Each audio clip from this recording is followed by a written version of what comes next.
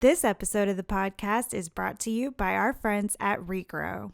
Hey, cannabis operators, got a couple questions for you. Are your SOPs tied directly to your cultivation plans? Can you easily manage your inventory and workforce and vendors from a single system? Can you manage compliance across multiple licenses and states? Do you have performance analytics to help you maximize your 24-month cultivation and manufacturing plans? If this is not the case, Regrow is there to help. They can help you maximize your yields and consistency. Think of Regrow as the single pane of glass view into your entire supply chain. They're available globally with native localization and foreign language support. So if you're a cannabis company searching for a strategic business partner to help you automate your business, scale effectively, and make the supply chain work for you, you can find Regrow at regrow.io. That's regrow.io. Regrow, the premier cloud-based cannabis supply chain management system.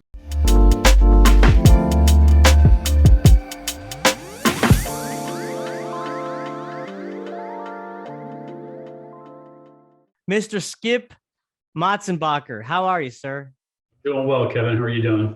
I'm doing well. It's funny. Before we started recording, we had a little chuckle because, our names are on a slippery slope. Our last names, right? They could either be pronounced correctly if one reads them thoroughly through and pronounces the way that they're spelled, or it can get dicey. It can get tricky if you're kind of moving fast, right? That's true. If you don't look at all the letters, you're probably not going to get it right. That's right. But we should applaud ourselves because I got yours right and you got mine right on the first try. So there we go, Absolutely. man. Yeah, That's it. we can read. We can read. Well, Skip, I'm excited to have you on today. Definitely excited to be talking about your role as CEO at Pacific Stone, which is a single state operator in California. And but before we do that, I'd love to get a sense of your background, allow the audience to get to know you better. So, tell me a little bit about your professional background or even your personal background to start with, kind of what got you intrigued with the plant, and we'll go from there. Yeah, absolutely. I got exposed to a lot of things at a young age, and we don't have enough programming time to probably dive into that. But my first journey into the career world was running a Cpg company, and just really enjoyed it. Had a lot. It was chemicals, and had a lot of success and a lot of fun with that. Right up until the time I retired out of that and went into money management, and then by about 2012, being a San Diego native, I was just paying attention to what was happening in San Diego and some of the laws, and anticipating some things that were going to happen specifically with cannabis. And I was really intrigued, and happened to have a real estate asset that I thought would be, I don't know, just the right spot to be able to do something. But more importantly, at that time, I lost my mom back in 2013, and it was because of opioids, and it was a really devastating time for myself and my two younger brothers. And she'd had multiple car accidents and 3 back surgeries, ultimately leading to a fusion, which just always had her in enormous amounts of pain. And I just, at that time, I really thought to myself, if she would have had access to cannabis the way that we have it now, I often wonder, would she have had the pain relief that was suitable enough to not have been exposed to something else that ultimately was deadly, because we know cannabis isn't. And at that time period, it really it pushed me into this direction. And I think everybody in this space has some sort of a personal mission, at least the people that I know and that I'm close to, and that's really what I think keeps driving people, because it's a difficult industry. It's very challenging. And but at the same time, if you're going at it and you're doing it with the right purpose, then I think it's got a greater meaning. Mm. Yeah, well, I mean, thank you so much for sharing that, and I'm sorry for your loss. I know that before we recorded, you mentioned that today is actually her birthday. So It is. yeah, That's true. I mean, I feel like she's with us today on this podcast. Shout out to Lori. And Yeah. yeah, I mean, that story kind of resonates with so many people in this industry, right? Because there's so many, you know, people that have had friends or family or loved ones that have fell victim to the opioid crisis. And uh, it's evident, right, that there's got to be an alternative, and cannabis seems to sure be that alternative. Absolutely. If the federal government, of course, would allow it to happen, which we'll get into later on, I'm sure, Skip. Um, Sure. but so, I mean, after that traumatic, personal experience that you had losing your mom, was that kind of the moment where you said, "This is where I'm going all in with cannabis," or I when did think that so. moment happen? I don't know that at that moment I went all in. I was really fortunate to have met an old partner of mine, Will Sen, who is the founder of Urban Leaf, and ultimately stepped into the role of CEO of that organization, and that put me into a different sort of trajectory, because at that point I was fully vested into the space, and the purpose for, I think, why everybody who is committed to the space is doing something. Mm-hmm. And so, what was your initial role with Urban Leaf? Stepped in as CEO. CEO. So you stepped in and led the company. So tell us a little bit about that experience. I mean, what challenges and opportunities did you encounter, and what year was that? Yeah, so that was really towards the end of 18. At the time, really thinking about taking that company public. It didn't happen. We kept that private at the time, and then effectively, did a Series A raise. And when I started, there was already a store open. It was the one at Bay Park, which is the lead flagship store. And then until earlier this year, when I had departed, we'd gotten up to 7 stores. So in a very short period of time, went from 1 to 7, and all the infrastructure that goes along with building an organization that moves that quick, as you can imagine. Not the Especially least, in California, right? especially in California. Yeah. I think about other states where you can do so many things with a single license, or a single tax like sales tax, and then I think of California, where every single entity that you're operating has its own individual license, and we've got a 4 tax system that just continues to layer and compound itself. And you ask about the challenges, and I think the challenges, whether it's there or whether it's at any organization in California, by the time you layer out the compliance and the regulatory and the taxation elements of it, and just trying to navigate that operationally, it's a challenge. There's no doubt. And what's ironic about it, Kevin, and you probably know this, a lot of people outside the industry just look at it and think, wow, you're in California, you're selling weed, and must making so much money. You're making hand over fist, man. You're killing it. Yeah, You're in cannabis. that's Yeah. actually the cliche I was gonna. That's actually the cliche I was gonna use, Kevin. Making money hand over fist, just like that. And you sit there and you look at it and you're like, yeah, I mean, you're taking a lot of money in. You're also paying a lot of money out on taxation too. It's crazy. Well, and just to establish yourself in California alone, like that took years of building, right? If not like decades of brand building, awareness, quality, right? I mean, that California market's so hyper competitive. It doesn't just happen overnight. It So doesn't. there's a lot of, but that's just like anything in life, but more so I would say even in cannabis, because you said there's those layers of regulations and taxation, especially in California. And so, I mean, what's the current landscape like now? So, I mean, I guess let's continue this journey. So, you're at Urban Leaf. So then when do you make the jump? Q1 of 2021. Okay.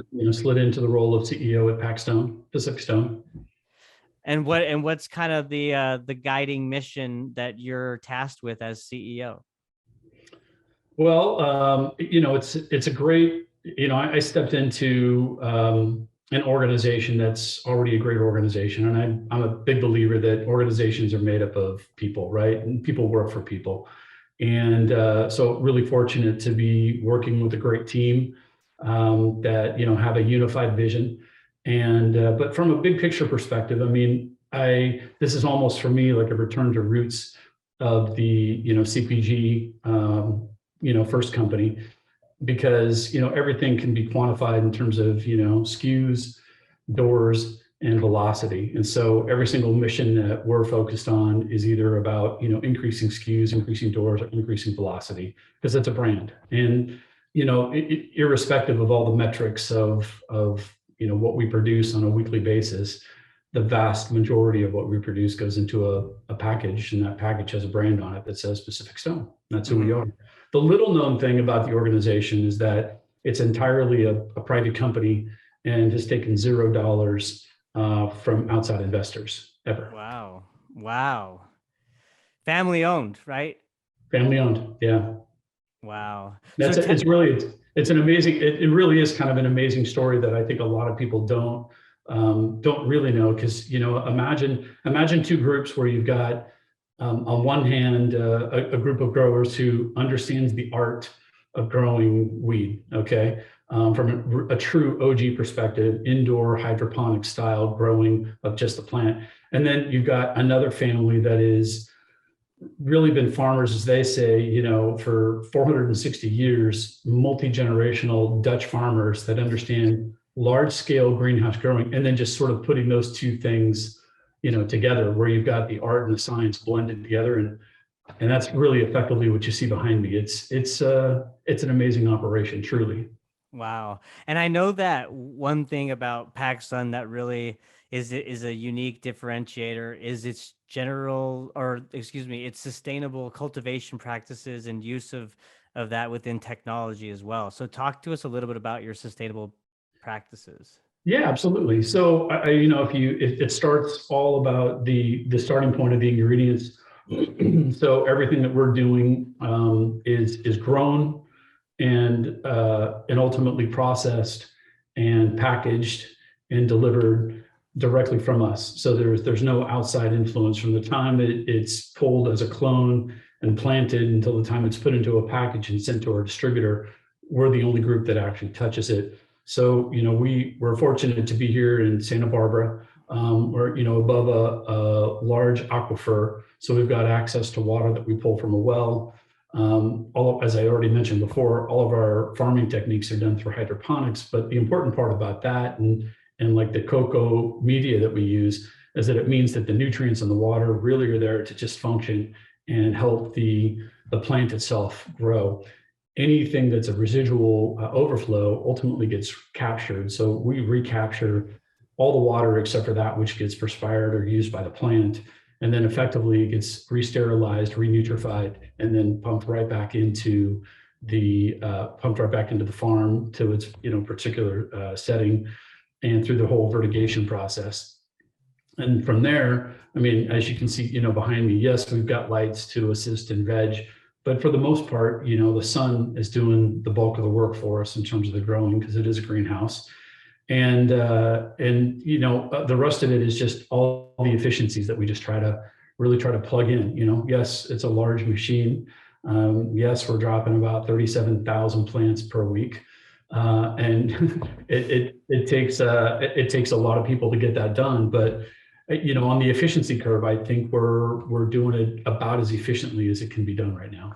Yeah, it sounds like it. And for those that are just listening and not watching this episode, that this greenhouse in the background that Skip has is massive. So Skip, tell me, like, how big is that greenhouse, and how many do you have? Like, what is the operation size? Yeah, absolutely. So we operate 6 different facilities, and each one of them is doing something a little bit different. Some are dedicated, like the one I'm standing in here, where it does all of the veg, plus it's got standard flowering, and plus it functions as the clone facility as well.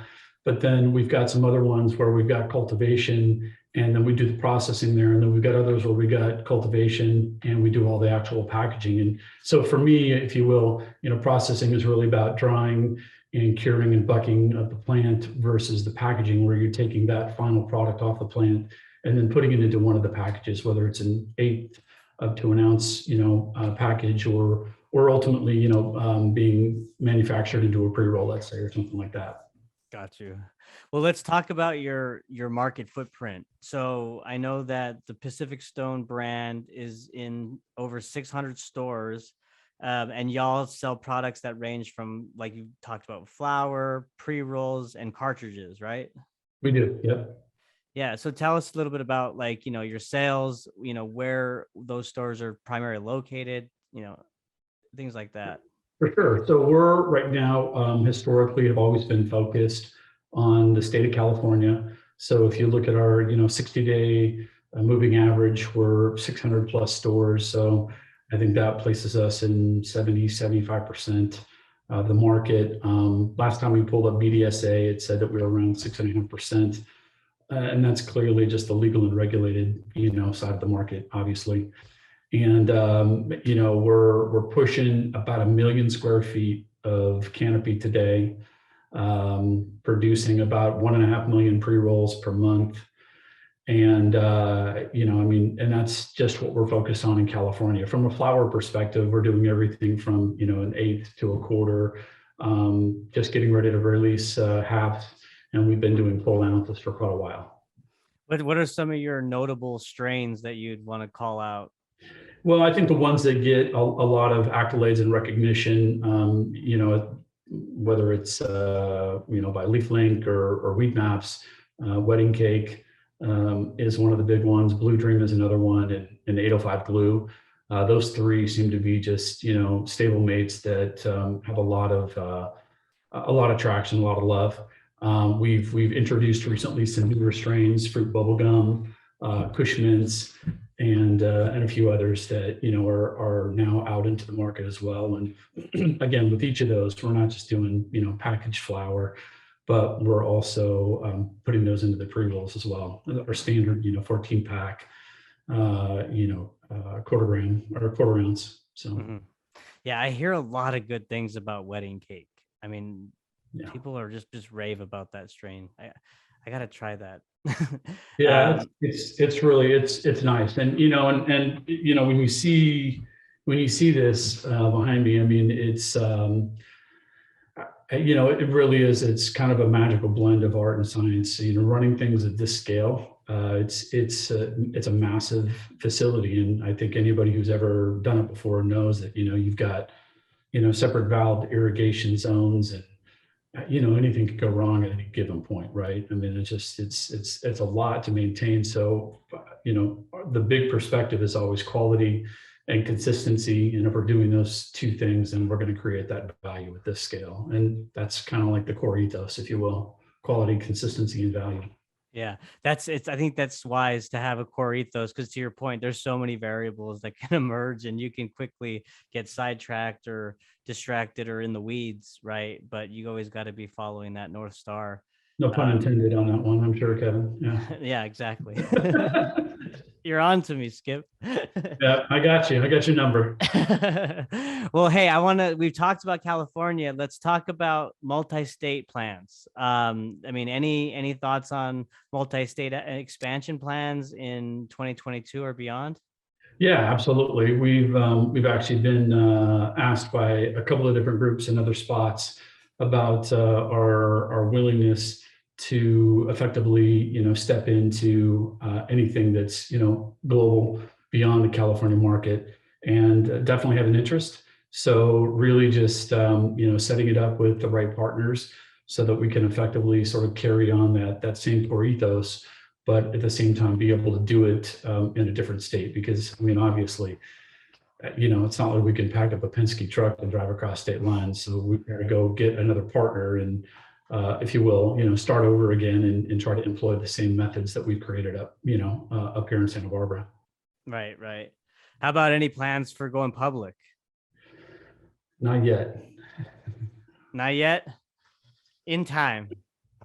Maybe. I mean, there's really only three paths, right? I mean, there's either, you sell, you merge, or you go public, which is, I mean, I guess by that definition, you're kind of selling, you're selling to the public. So, but, reality is, I mean, there's really only three paths if you want liquidity. I mean, fortunately, we're in a spot where, everybody who is effectively involved in the organization is an owner. Everybody who's an owner is still effectively involved in the organization. And so, right now it's a lot of fun in spite of the demands.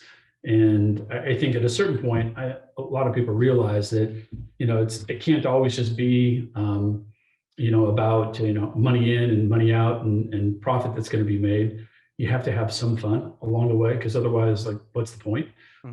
Just go invest into the market someplace and not be involved at all and do something, right? But at the same time, what are you going to spend your days doing? So from that perspective, we have a lot of fun. Do we ever file an S1 and go public? Maybe. Are we ready for that today? I don't think so. So I think there's an awful lot of other initiatives, I think, right now from an operational perspective. And I think not just myself, but really the team. We see things really kind of from an infinite business perspective. And that is always, what's the best choice today for the long-term goal of the organization. And as an example of that, earlier this year, we went through a vision and values workshop, just the whole executive team. And, really our top number one goal is cultivation, because that's who we are. And, it all comes down to the product that you make, because this really, at the end of the day, Pacific Stone is a CPG company, and it is a brand. And I've said for decades, anybody can sell something one time, but you actually have to have a good product to sell it twice. Dare I say, great if you actually want to have a customer for life. So I think that for the rankings that the brand has been able to pull already, it shows that clearly there is, consistency and there's value in that. So it's just a matter of being able to maintain and then build off of that over time. Yeah, no, I think that's the right mindset to have. I mean, just keep the blinders on, stay focused on the overall goal. And in Pacific Stone's case, that's cultivation, that's quality, it's in the product, which is, flower, really. I mean, that's what you guys do best, right? We do best. That's what you do best. One last question on that point. You mentioned the other paths. So, I've had guests on that are MSOs, tier 2, tier 3 MSOs currently, and they talked about interest in acquisition and MMA activity. And so, I mean, I know there's not a lot that you can say, but I mean, is there interest there? I mean, are you getting offers?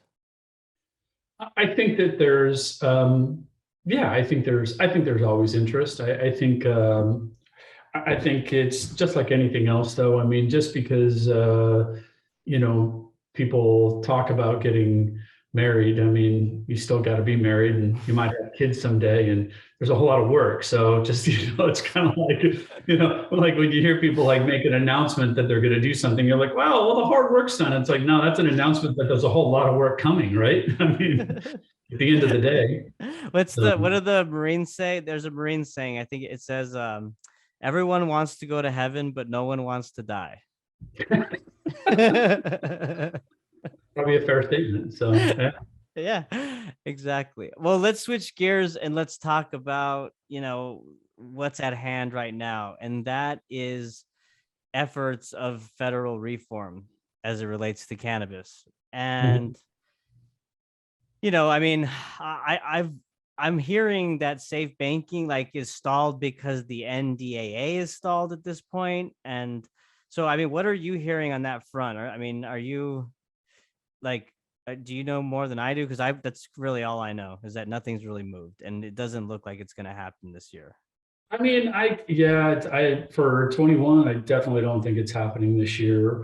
Whether or not it happens in 22 at all, I think is probably up for debate. It's a 3-tiered race right now, right? Because I mean, it's not just safe banking, but there's Booker and Schumer that have a whole different kind of a program, which involves social equity, and now there's another bill that just got introduced in the last month as well. And so, it's kind of like having there's 3 now. That's what I mean. It's like, okay. Yeah. That's what I'm saying. It's like a 3-legged race. And we're a three-party system, and I just think it's tough for that. And I think my observation or concern would be that perfection is the detour to completion, and that everybody is going to, Totally. Yeah. we're going to try to make legislation out of the gate so perfect that that's never going to happen. Well, that's CAOA, in my opinion. I mean, I think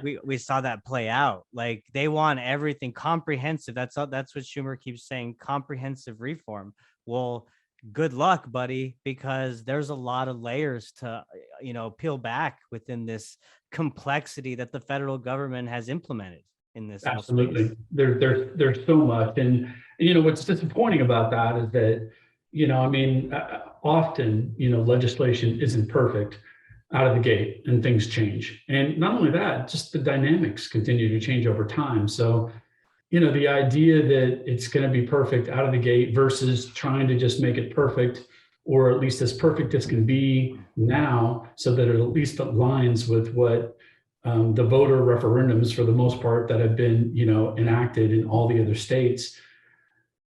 It seems like that would at least foster the direction that, okay, look, at least it's been approved at some level by the feds, and then start to work on trying to make something better, rather than having a holdout and then trying to make it perfect. And I'm certainly not trying to take away from anything that, from a social equity perspective, that is an initiative, because I'm sure that there's plenty of scenarios where people were incarcerated improperly, or whatever the case may be, and that they want to really try to make up for that. They want to make that right, and totally get that and totally understand. I guess my perspective on that would still be that, if somebody wants to load up 1,000 pounds in a Penske truck and drive it across multiple state lines today, even with all the states that have passed, rules and laws that say cannabis is okay, that's still not going to be okay. Right. No, I agree. I mean, I think we're looking at it as two different things: social justice and social equity. And like the social equity aspect that the CEO, like that Schumer and Booker and Wyden have been promoting in that bill, I think it really falls short of what they're trying to accomplish because of the excise tax, right? The proposed tax that they're wanting is so high, and then you add that into the state, the state level tax. It's almost impossible for people that have been disenfranchised by the plant to even enter, because the cost per capita to get in is crazy. Right. So I don't know I don't know what their kind of agenda or what the motive is there, because they're putting that front and center, but it doesn't seem like it works out with what they're proposing. It's the detour to completion. Yeah. And so, but it's good though, because the positive thing, like we talked about, is now that there's three different bills that have been proposed. And wouldn't be amazing, Skip, if our elected officials at the federal level actually took this issue as an opportunity to work together and put their heads together and be like, okay, we all want this. The American people want this. What's best for America, right? And that would be amazing if they did that, because this is a softball. This is a gimme. This is too easy for them to politicize and just fight about, when it's just a given. It's there. Well, it's still, I don't know if it's the least, polarizing topic right now in the States, but it's certainly one of the least polarizing topics, right? And, there's so much polarization about, whether you wear a mask or not, whether you get a vaccine or not, and all the other things that have just come up in the last couple of years, this is not one of those. No. And it should be a gimme, it should be an easy win, which then makes me wonder, which party is really holding out to ultimately, play it, as the ace in the hole to try to, foster something else, and versus just fostering progress today. Because I think that if you would have asked anybody 5 years ago if we'd be looking at some form of, federal delisting or descheduling or something or other by 21 or 22, I think the vast majority of the population would have said probably okay. Yeah. Right. I I mean, agree. Prop 64 was voted on over 5 years ago in California. I mean, it was voter referendum in November 6th of 16. So it's it's been a long time right now. Yeah, and as a consumer of over 15 years, I can tell you I've lived in states where there's prohibition, right? Like Texas, Pennsylvania, New Mexico, until as of recent. And at least from my perspective, it's just like cannabis is in that weird Schedule 1 category where anybody who's ever been around it or who's consumed it themselves knows that it really isn't harmful. And it's not like comparable to alcohol in the effects of being aggressive or getting in a car accident or anything like that, right? And so it's just so funny how, like, from my perspective, you see when you talk about cannabis use or you're even consuming yourself, it's just kind of it's like they just ignore it. You know what I mean? It's kind of a laughable thing. And even if you look about how cannabis has been depicted in the media, in the past 10 years, it's always comical. It's always humorous, right? It's not dangerous like if they're depicting opioids or heroin or meth, right? It's always like the stoner guy who's cracking jokes and eating pizza. So we've felt this way for a long time, is my point. I agree with you. And man, now's the time to just make it happen, because look, there's so many benefits for not only like people's health and well-being, but also for the economy, right? For the environment. Like, it's just a no-brainer. I 100% agree with you. It is a no-brainer. It's challenging it's just a plant. It just gets grown. That's it. It's just a plant, my man. Yeah. Skip, what's on your mind as we wrap up here? I want to give you the floor, my man. What do you want to talk about?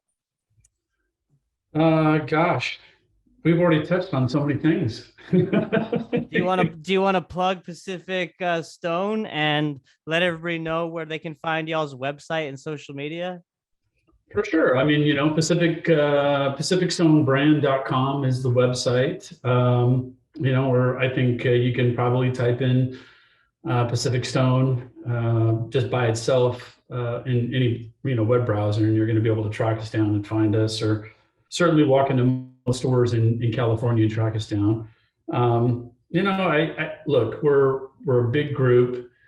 We do a lot of things at large scale, but we're still a small company, and have those roots. I think that from that perspective of being original cannabis, it's kind of who we are. We're just keeping our heads down, still trying to do it right.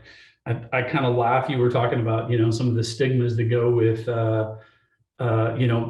cannabis or people in cannabis, and I got to tell you, the people that I worked with at previous organizations, at this organization, are some of the hardest working people that I know, and often joke about, I don't know, I can only get so much done in 28 hours a day. It's just a lot, and despite the myth that people are going to be lazy. I mean, we're heads down, grinding it out every single day. So Yeah, I'm glad that you said that, because I've said this over and over again. The people that within the cannabis industry, the operators, are the most resilient people out there. They're the most hardworking, problem solving, figure it out, adaptable people, because of how highly regulated this industry is. So I couldn't agree with you more, Skip. And you see it firsthand. I only talk to these people, so I'm yeah. with you. Yeah, absolutely. I think that there's going to continue to be more education. I think people are going to continue to learn more about the plant and effectively how it works. I know that there always is, recently, or at least there's a sort of groundswell over the last year or two that everybody's sort of chasing absolute potency to get the maximum effect. And I feel like that's probably going to be, relatively short-lived. I mean, if everybody just wanted to chase maximum potency and all things applied, and it applied, let's say, to alcohol, then how come everybody doesn't drink Everclear? Right. I was just Yeah. thinking the same thing. You're Yeah. exactly right. It is it's a learning curve, right It now. really is, but unlike let's say, beer's 6% and wine's 12 and rum's 40 and bourbon's 80 and Everclear's, 200 or whatever proof, then reality is like I think a lot of people think of cannabis the same way relative to either total cannabinoids or total THC. And as anybody who's a regular consumer will tell you, even those who aren't regular consumers can tell you, it's not really that way. I mean, you think about terpenes, you think about truly how it affects one person versus another. And I think there's a lot of really interesting research that's going to come out over the next couple of years, and hopefully help people with other stuff too. Because I hear other people who then end up using the product and having other weird whatever side effects, being paranoid or whatever. But sometimes that's then strain specific. So I again encourage people to just keep doing the research and learning more, because there's a lot to learn. Yeah, no, I just can't wait for that day, sometime in the near future, hopefully near future, where, you have such a good understanding of your own genetic makeup and genotype, that you go into a dispensary and you say, hey, I need this, this, and this for this ailment, and they just kind of match up your DNA with the strain, with the cannabinoids, the terpenes, the flavonoids, all that, like you said.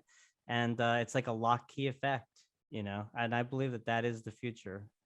Yeah, So for sure. Well, and if you look at Gen Z up and coming, and the reduced consumption of alcohol and looking for other things, then I fully imagine that there's going to be a lot of research that gets done, and probably going to be a lot of looks from other people in other industries trying to figure out how to capture mind share, so to speak, of the consumer out there.